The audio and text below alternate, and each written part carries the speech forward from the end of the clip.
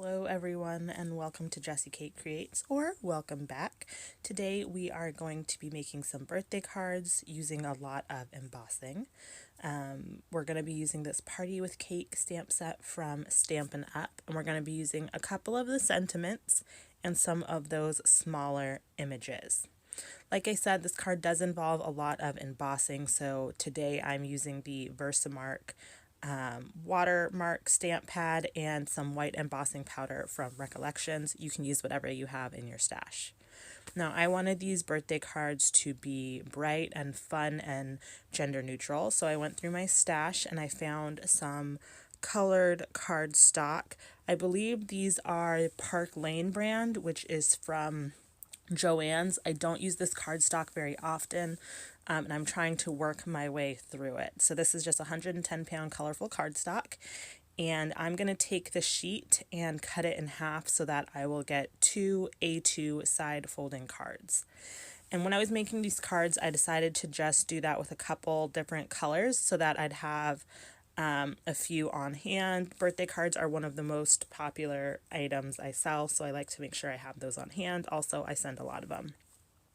So to prepare for the embossing, I am taking a piece of painter's tape and just masking off the back of the card so that I don't get any embossing all over that bit. Don't mind my hair. I just wanted to get over it so I could make sure I was putting it down in the right place.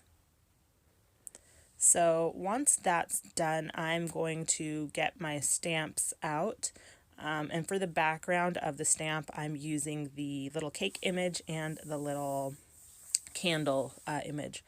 I don't often use these smaller images in stamp sets. I mean, I'll sometimes use them for the inside of the card or the envelope to make sure they coordinate, but I rarely use them on the main bit of the card, so I really wanted to stretch my supplies today and do something a little bit different. I also don't usually work directly on the card base. I'll usually work on a panel. So this card was a little bit different for me, but I had a lot of fun.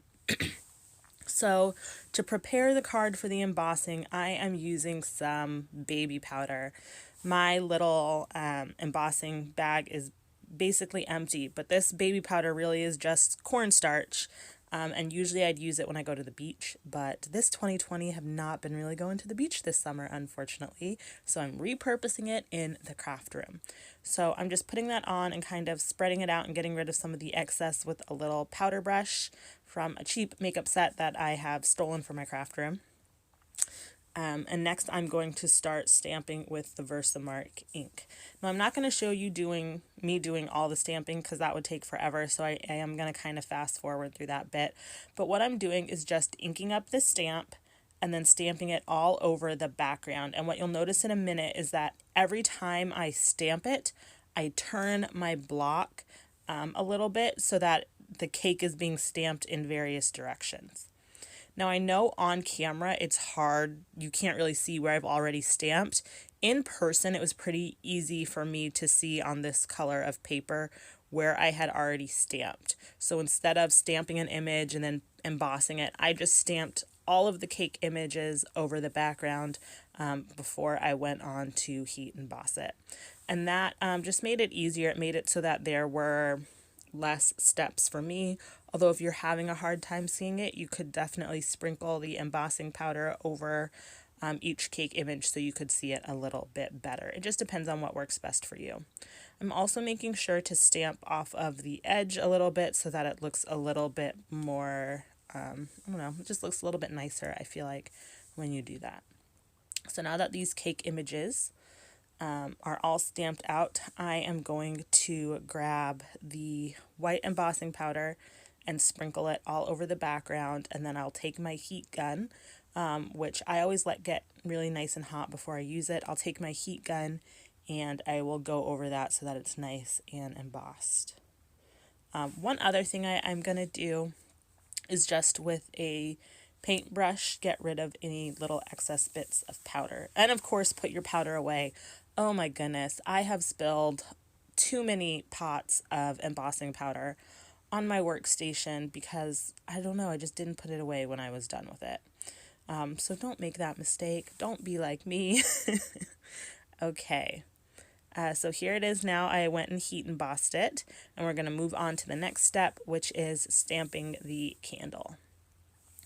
And for this, I'm going to do the same thing I did with the cake. I'm going to ink it up with that Versamark and then stamp it all over the background in various different angles just to fill in some of those gaps.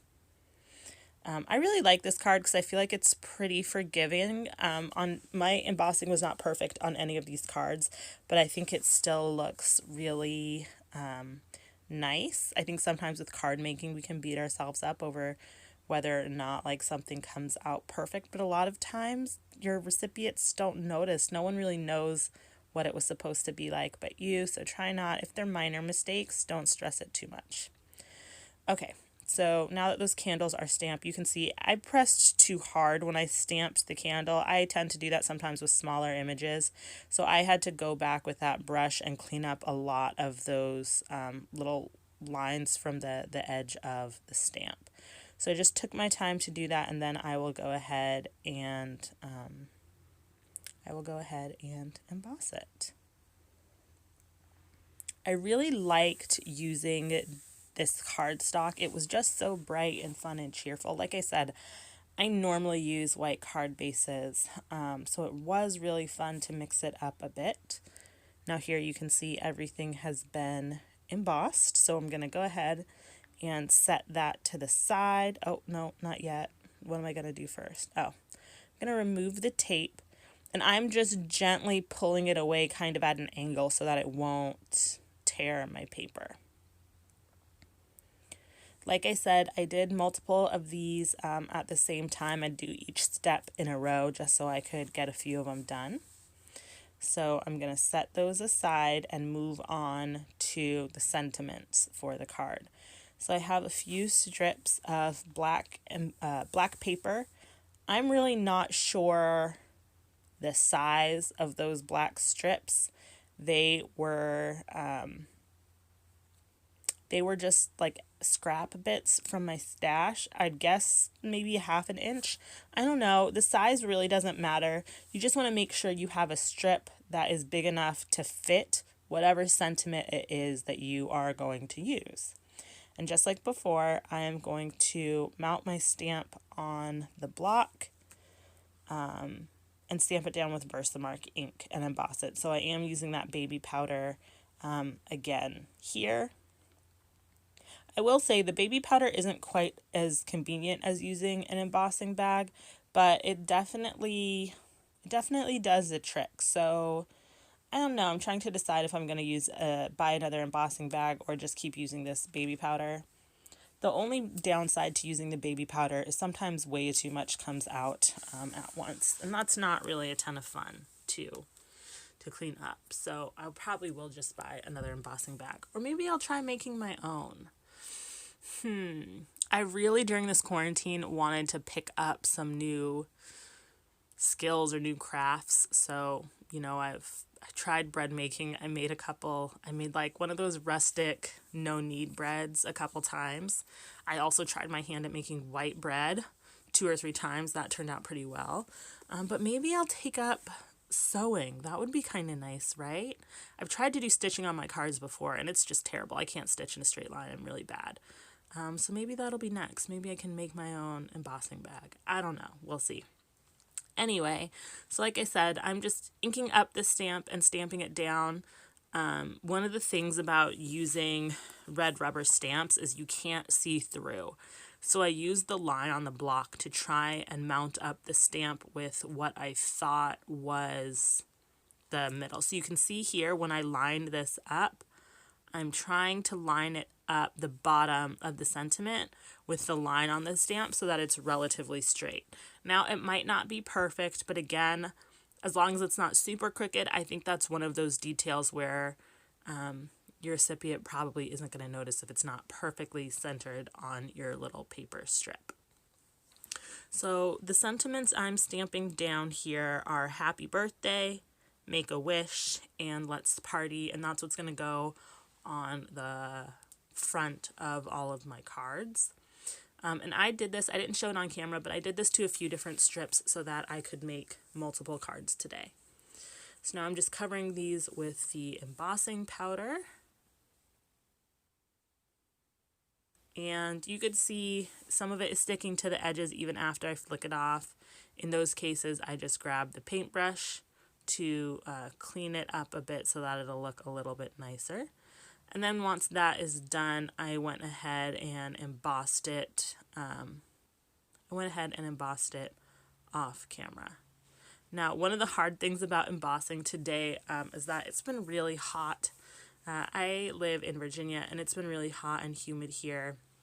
And the AC has not been working in my craft room, which means that when I am in there crafting, I get a little bit sweaty. When my hands start to get a little bit moist, and then the embossing powder likes to stick. So this was really fun, but it did get kind of messy, but that's crafting for you, isn't it? Okay, so these are all embossed and ready to go. So now I am just cutting them down so that they're ready to go for my cards. Now, once I get these cut down, I do want to pop them up. Because this is such a simple card, I think adding a little bit of dimension can make a big difference. So I have some 1/4 inch foam tape, and I'm just sticking that to the backs of all of my sentiments. And now those are all ready to go. So we're going to bring back in the card, and we're going to start putting this together. So I'm just picking out one of each sentiment. I'm having a hard time seeing them all. But I'm picking them out and trying to decide where I want them on the card, how far I want them spaced apart. Do I want them straight? Do I want them at an angle? This is one of those steps where I probably spent a little bit too much time fidgeting and trying to figure out exactly what I wanted. But in the end, I decided I liked them just straight on the card.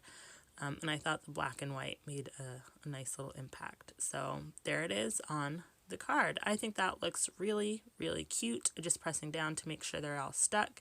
And like I said, I made a few cards. So here are 2 of the green ones. And next, I'm going to move on to doing the inside of the card. So I have some white cardstock that is cut down to be a 1/4 inch smaller than an A2 card. So it is 4 by 5 1/4. And I'm going to stamp that "Sending Many Wishes Your Way" sentiment on the inside of the card. So I just grabbed a block and some VersaFine Onyx Black.